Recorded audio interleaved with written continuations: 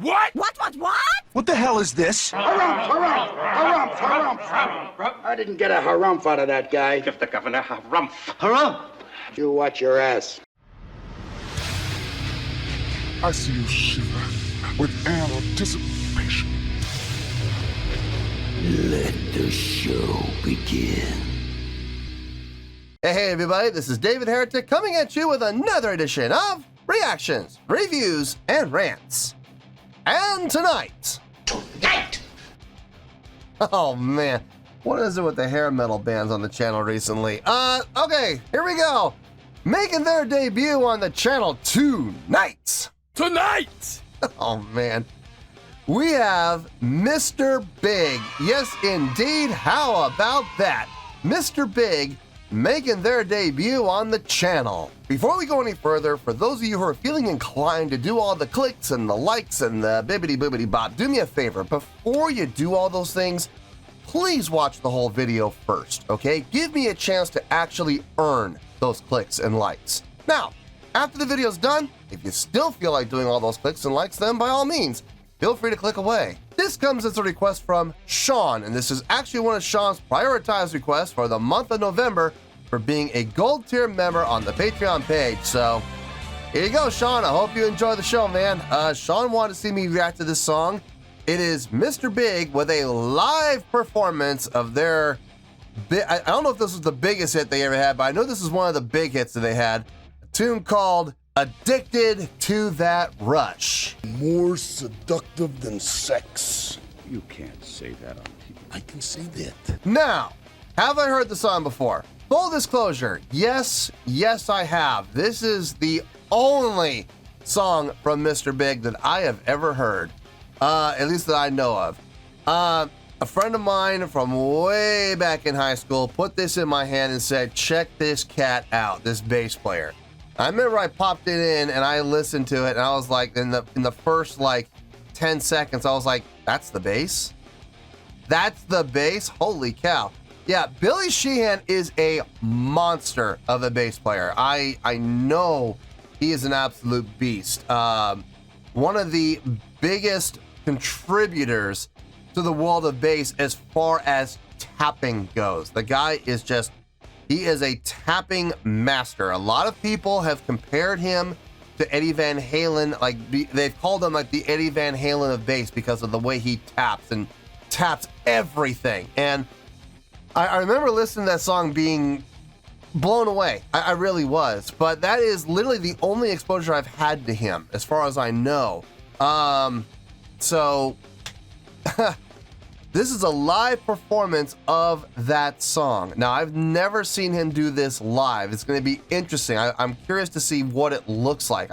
Does he play over and under? Does he play both hands over? I don't know how he does it. Does he bridge? Does he capo with his fingers and tap? Or does he bridge and tap? I don't know what he does. I have no clue. I've never seen him do it. So this is going to be interesting. But I need to be honest with you, and with full disclosure, full transparency, I have heard the original song before.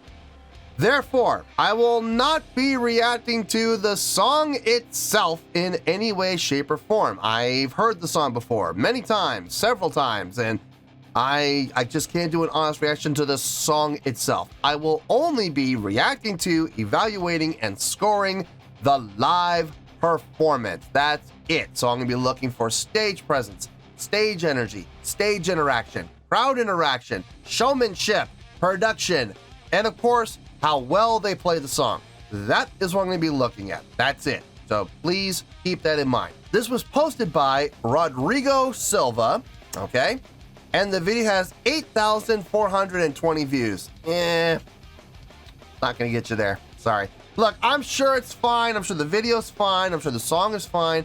I'm just saying 8,420 views, that's not going to get you there.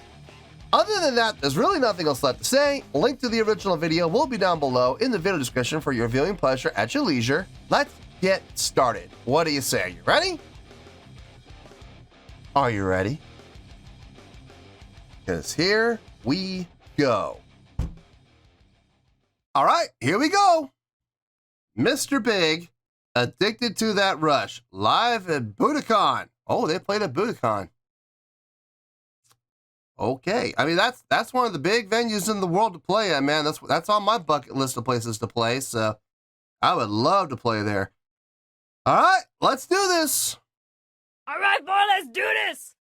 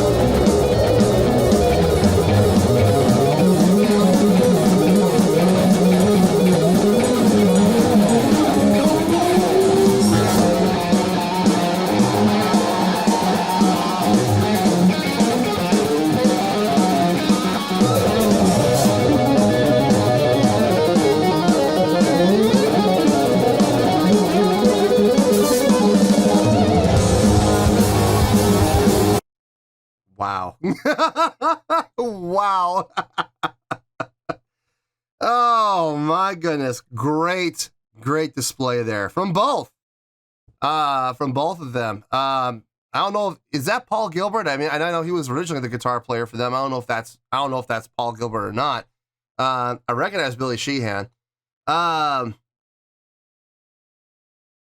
was quite the display. Wow. Wow.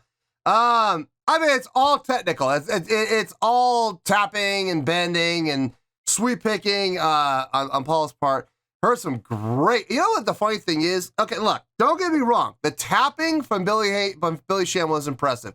Don't get me wrong. Okay, I'm not trying to take away anything from his tapping. His tapping, it was a lot of fun to watch. It was very, very impressive. What impressed me more though was his fingering. Man, he was basically sweep picking. But with three, I mean, he was on that gallop using the ring, the middle, and the index. With that three, man. Just moving up and down the strings with it. I mean, it's his fingering to me was more impressive than his tapping was. Don't get me wrong. Like I said, the tapping, very impressive. All I'm saying is his fingering was to me, it was just a little more impressive. That's all. I know to the average watch, if for people who don't know anything about playing bass, they're going to look at that and go, oh, the tapping was the most impressive thing. Okay, fine. To them, that was the most impressive thing. To me, being a bass player, his fingering, holy smokes. That was far more impressive to me. Anyway, let's keep going here. When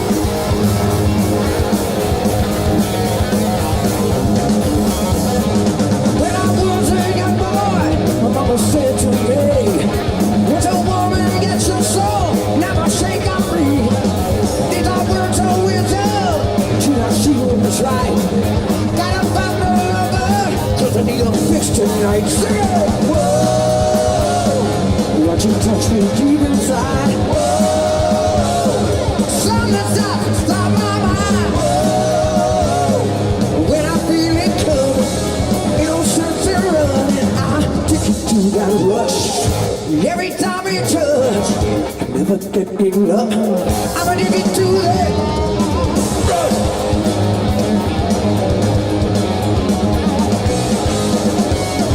I look around, I stop and stare. Got to get a taste.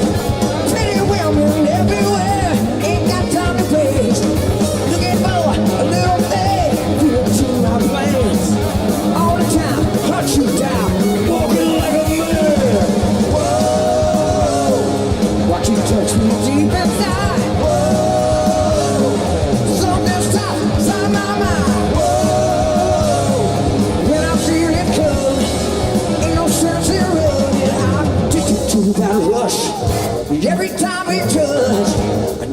get enough. One more to that rush. Yeah, every time we touch, never get enough. Cause I'm addicted to that. Good showmanship. From what I remember of the song, it's been a while since I've heard the song, but I do remember it. From what I remember of the song, it sounds like nothing's changed. Okay, first of all, is this the original lineup? Are these the original 4 guys? Are they the same 4? Or have there been some membership changes? Have there been some new people added in, old people taken out? I don't know. If this is the original 4, that's impressive. I don't know when this was recorded. Does it say? No, it doesn't say. I don't know when this was recorded, but I mean, it doesn't sound like a whole lot of time has gone by. I mean, the vocalist sounds strong, sounds exactly the same as he did on the original recording. The drumming is rock solid. Sounds pretty much exactly like it sounds exactly like it did on the album. Guitar and bass, yeah, I mean it's all there. So everybody is taking care of themselves from the sound of it. Like in particular, the vocalist, I think is what's impressing me the most right now. It sounds like he took care of his voice. It sounds like he didn't abuse it, you know, smoking a pack of cigarettes a day, you know, destroying his vocal cords, you know, drinking alcohol every day. It sounds like he's really taking steps to ensure that his vocal cords are taken care of. So that's great. I'm thrilled to see that, and I'm even more thrilled to hear it. I'm glad to see that he took care of himself. That's fantastic. So, I mean, it sounds just like the album. From what I remember, it sounds great. Let's keep going.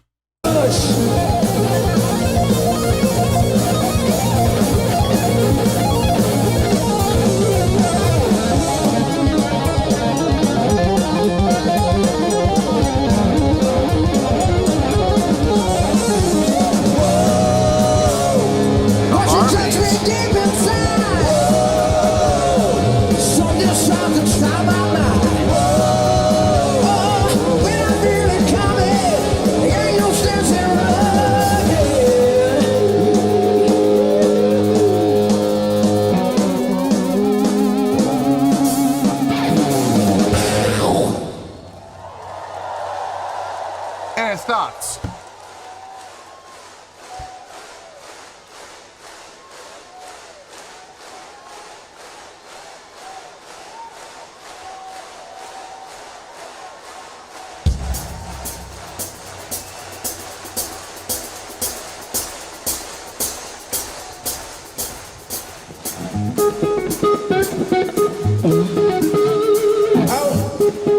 There's all the work going on.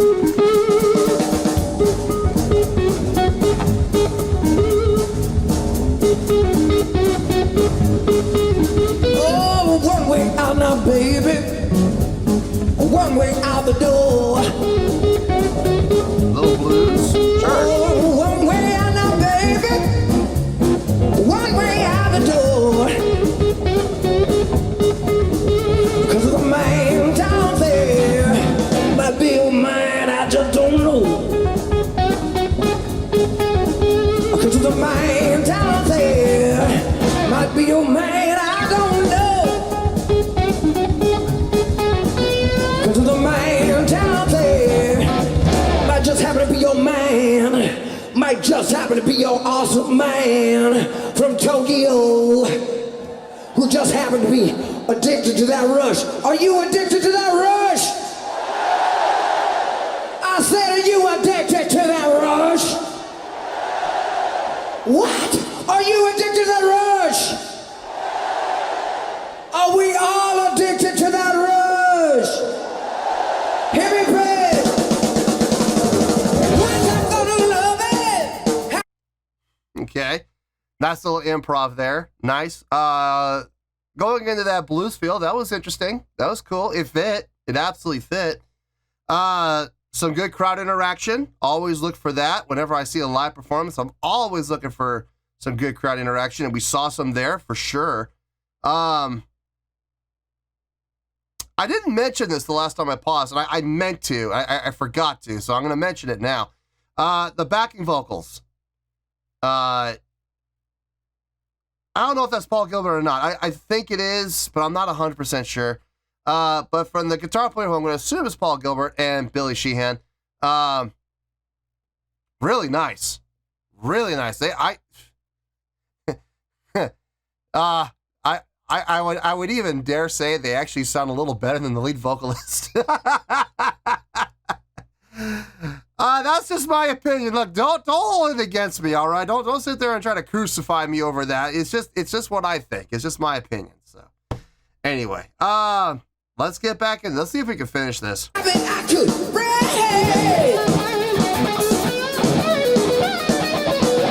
When I go without it, my body starts to ache.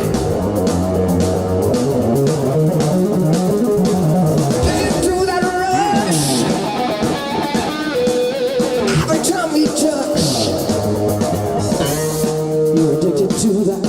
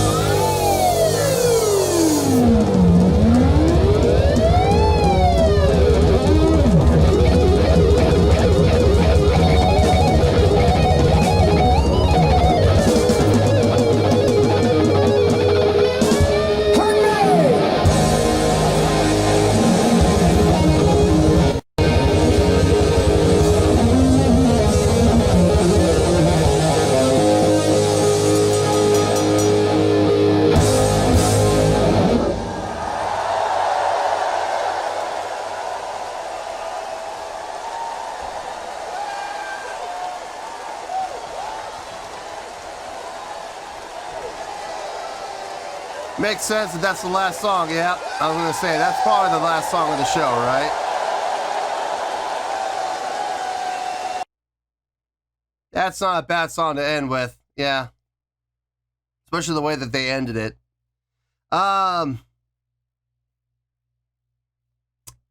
Yeah. Yeah, it was about what I was expecting. If I'm being honest here, I was expecting just about what I saw. So, yeah, expectations were met. And in some ways, expectations were exceeded. So, let me get my thoughts together. I'll see you in the review, and we'll talk about it. Well, there you go, folks. That was Mr. Big with a live performance of Addicted to That Rush. This was a request from Sean, and this was actually one of Sean's prioritized requests for the month of November for being a gold tier member on the Patreon page. So there you go, Sean. I hope you enjoyed the show, man.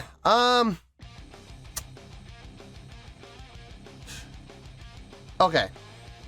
Before I give my score, I just need to make something very, very clear. I have heard this song before several times. Okay. Now this is the only song from Mr. Big that I'm familiar with. So this was handed to me when I was in high school. A friend of mine, a guitar player friend of mine, handed this to me and said, check out this bass player. And I said, okay. And I checked it out. Now, was I impressed? Yes, I was absolutely impressed by what he was doing. I was also pretty impressed by what Paul Gilbert was doing on the album, on that song, on that album recording. I dug the song for those two reasons. That was it. I am not a fan of this band whatsoever. I want to make that very clear, okay? And equally clear, I want to make sure everybody understands that I am familiar with the song because I've heard it several times. So please keep that in mind. When it comes to giving my score, it has absolutely nothing to do with the song itself, the song writing aspect of the song. I'm not taking that into account here at all. I am basing my score completely on the live performance. I'm talking about stage presence, stage energy, stage interaction, crowd interaction, showmanship, production, and of course, how well they played the song in a live setting. I will take that into account, but not the song itself. Please keep that in mind. On a scale of 1 to 10, I'm going to give that live performance an 8.7. Yep, 8.7. I feel good about that score. Let me tell you why. Why? If I had never heard this song before, and I had actually heard this song for the first time and seen this done for the first time, my mind would be absolutely blown, and this would probably be up in the 9s more than likely, okay? Having said that, though, I have heard the song before, so my mind was not necessarily blown by what I heard, all right? Now, I will say, watching Billy Sheehan do this in a live setting, watching how he played, that was cool to see, man. It really was. It was really interesting to watch him play. The way that he was incorporating tapping into fingering, into strumming, into sustains with bends, into harmonics, into you name it. I mean, the way that he was just making everything coalesce and making everything just so smooth. I mean, it was really interesting to hear that. Like, when I say smooth, man, there was no break. There was no break whatsoever. Whenever he would switch techniques, you never knew it. Like if you were to close your eyes, and listen to this, you would not know when he was switching up his techniques because it sounded so smooth. There was never that break, that little quarter-second break where, you know, a lot of bass players would need to adjust or, you know, reposition or anything like that. There was never that in his playing. Everything was just smooth as glass, and I gotta say, that was impressive. Absolutely impressive. The guitar player. Now, I don't know if that's Paul Gilbert or not. I think it is, but I'm not 100% sure. The first question I'm going to ask is probably kind of irrelevant, but I am really curious. What's up with the headphones? Is he using those as in-ear monitors? Are they noise canceling? Is that why he's using them? Can he not use in-ear monitors because he's allergic to them? I mean, why isn't he using in-ears? I don't understand that. He's using, you know, actual headphones instead. Is he have a hearing issue? Has he lost some of his hearing and that's why he needs those instead? I don't know. I'm not 100% certain. I know that sounds like a silly question, but I really am curious to know the answer to that question. But his guitar playing, whether that's Paul Gilbert or not, outstanding. I mean, it was exactly like it was on the album for the most part. Now, he did take some liberties, obviously, especially in the beginning. You know, where he and Billy were kind of trading off, and that was cool to see. It was a fun thing to see. Kind of a little bit of one-upsmanship at the same time, making everything sound and blend together well, which is not always easy to do, but they definitely pulled it off. And the guitar playing in general was just really nicely done, so gotta give him credit.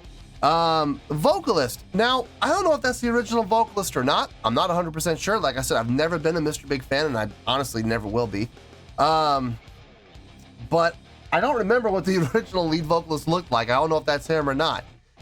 If that is him, I will say congratulations to him for taking care of his voice all these years. His voice sounded almost exactly like it did on the album, and that's why I'm kind of leaning toward this was the original vocalist. The tone of voice was like the exact same. Kudos to him for taking care of his voice all these years. It doesn't sound like he lost anything. The tone's still there, the range is still there, the pitch is spot on like it was on the album. I mean, it sounded almost like time stood still with him. So kudos to him. Listen, I know that sounds trivial to a lot of people, but you gotta understand, man, in the rock world, there's so many things that you can get into, so many things that will damage your voice. And it's so, how many lead vocalists do we know that over the course of decades lost their voice? The very first name that comes to mind, Axl Rose. I mean, do I need to say more? You know, Mickey Rose over there, or Axl Mouse, whatever you want to call him. he's the first one that comes to mind. Why? Because he abused his vocal cords horribly, like criminally abused them. If he treated a child the way that he treated his vocal cords, he'd be in jail for the rest of his life. He absolutely destroyed his vocal cords. This guy didn't. So I don't know if this is the original lead singer or not. It certainly sounds like it is.